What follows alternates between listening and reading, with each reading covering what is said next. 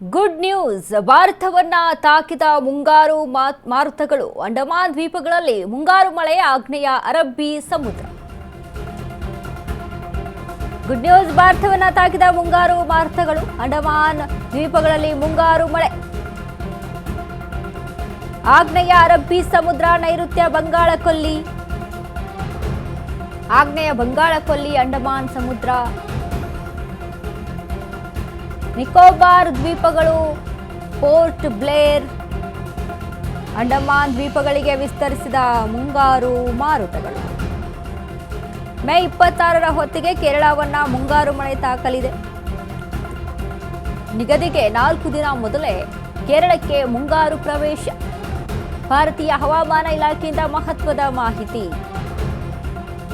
ಮುಂಗಾರು ಎಂಟ್ರಿ. ದೇಶದ ರೈತಾಪಿ ಜನರಿಗೆ ಫುಲ್ ಖುಷಿ.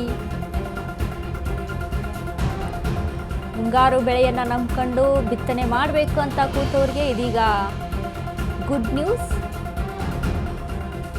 ಒಣ ಬೇಸಾಯ ಮಾಡುವಂಥವ್ರು, ಖಾರಿಫ್ ಬೆಳೆಗಳನ್ನು ಬೆಳೆಯುವಂಥವ್ರು, ಎಣ್ಣೆ ಕಾಳುಗಳನ್ನು ಬೆಳೆಯುವಂಥವ್ರು ಎಲ್ಲರೂ ಕೂಡ ಖುಷಿ ಪಡುವಂಥ ಸುದ್ದಿ. ಮುಂಗಾರು ಮಳೆ ಶುರುವಾಯಿತು ಅಂತ ಅಂದರೆ ಸಾಕು, ಬಿತ್ತನೆ ಶುರುವಾಗುತ್ತೆ. ರೈತರಿಗೆಲ್ಲ ಒಂದು ರೀತಿಯಾಗಿ ಹಬ್ಬ ಇದ್ದಂಗೆ.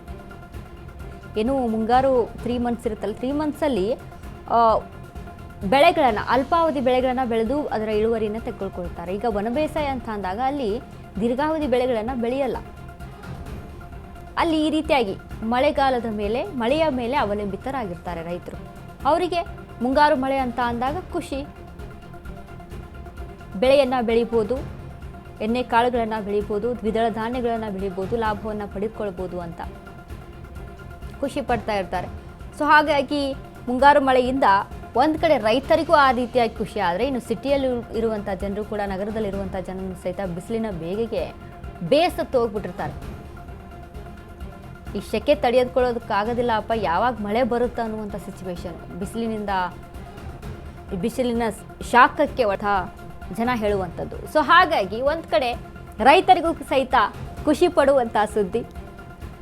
ಬೆಳೆಯನ್ನು ಬಿತ್ತನೆ ಮಾಡೋದಕ್ಕೆ, ಲಾಭವನ್ನು ಪಡೆದುಕೊಳ್ಳೋದಕ್ಕೆ. ಯಾಕಂದರೆ ರೈತ ಈ ಪ್ರಕೃತಿಯ ವಿಕೋಪದಿಂದ ಯಾವಾಗ ಏನಾಗುತ್ತೆ, ಜೂಜಾಟ ಇದ್ದಂಗೆ ಈ ಮಳೆ ಅನ್ನೋದು ರೈತನ ಒಂದು ಜೀವನದಲ್ಲಿ. ಈಗೇನೋ ಮುಂಗಾರು ಮಳೆ ಆಗುತ್ತೆ, ಇದರಿಂದ ಬಿತ್ತನೆ ಮಾಡ್ಬೋದು, ಲಾಭ ಪಡೆದುಕೊಳ್ಬೋದು.